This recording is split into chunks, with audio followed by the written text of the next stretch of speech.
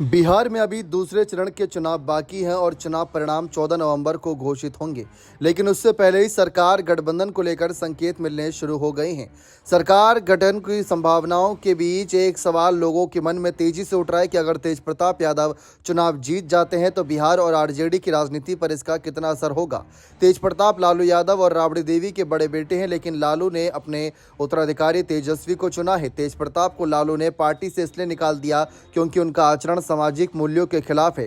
तेजस्वी और तेज प्रताप खुलकर एक दूसरे का विरोध तो नहीं करते, लेकिन उनके विरोध लगातार उजागर होते रहे हैं। तेज प्रताप 2025 के विधानसभा में महुआ विधानसभा सीट से चुनावी मैदान में हैं। लालू द्वारा पार्टी से निकाले जाने के बाद उन्होंने अपनी नई पार्टी बनाई जिसे नाम दिया जनशक्ति जनता दल। तेज प्रताप महुआ विधानसभा सीट से 2015 में भी विधायक रह चुके हैं। हालांकि 2020 के चुनाव में उन्हें महुआ नहीं हसनपुर विधानसभा सीट से टिकट दिया गया था। 2025 में वो आरजेडी के उम्मीदवार नहीं है और महुआ विधानसभा सीट पर उनका मुकाबला आरजेडी के आधिकारिक उम्मीदवार मुकेश रोशन से है। तेज प्रताप और मुकेश रोशन के बीच कांटे की टक्कर है। जीत किसकी होगी यह तो 14 नवंबर को ही पता चलेगा।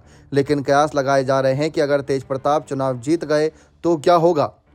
तेज प्रताप की जीत से कोई बहुत बड़ा प्रभाव बिहार की राजनीति या आरजेडी पर पड़ेगा ऐसा नहीं, लेकिन इस जीत के प्रभाव तो दिखेंगे और जिसका असर आरजेडी और परिवार दोनों पर पड़ सकता है। तेज प्रताप की जीत से तेजस्वी के लिए स्थितियां असहज करने वाली हो सकती हैं, खासकर तब जब दोनों विधानसभा में एक साथ होंगे। तेजस्वी के लिए बड़े भाई के खिलाफ बोलना उन्हें असमंजस में डालने वाला होगा, जबकि तेज प्रताप यादव आरजेडी के खिलाफ खुलकर बोल सकते हैं। विधानसभा में तेजस्वी के अतिरिक्त कोई और तो तेज प्रताप के खिलाफ बोलेंगे नहीं, तो यह स्थिति पार्टी के विधायकों के लिए ऊहा-पोहा वाली हो सकती है।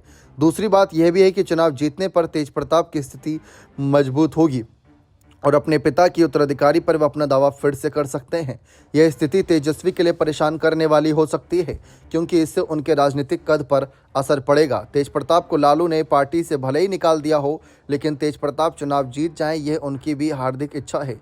तेज प्रताप उनके बड़े बेटे हैं और भी प्रिय हैं। राबड़ी देवी के तो तेज प्रताप हमेशा ही प्रिय रहे हैं और तेज प्रताप भी उनसे उतना ही स्नेह करते हैं। 6 नवंबर को मतदान से पहले राबड़ी देवी और रोहिणी आचार्य ने तेज प्रताप को जीत के लिए आशीर्वाद दिया।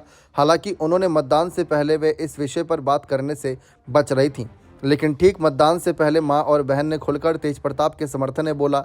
इससे साफ है कि तेज प्रताप का परिवार यह चाहता है कि वे चुनाव जीत जाएं।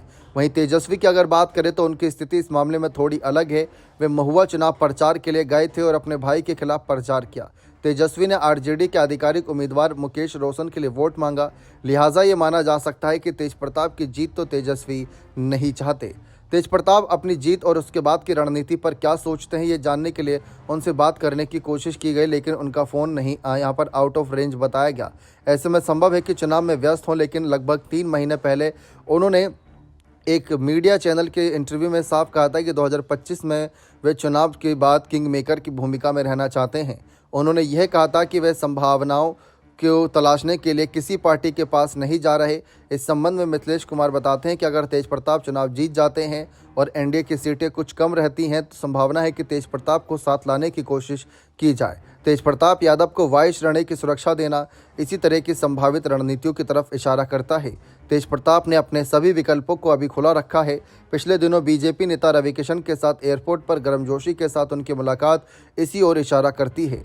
चुनाव परिणामों की समीक्षा और संभावित रणनीतियों के लिए धर्मेंद्र प्रधान जैसे बड़े नेता पटना में हैं। हालांकि अभी तक तेज प्रताप के साथ मुलाकात की कोई सार्वजनिक सूचना सामने नहीं आई है। बने रहें चैनल के साथ। बहुत बहुत शुक्रिया।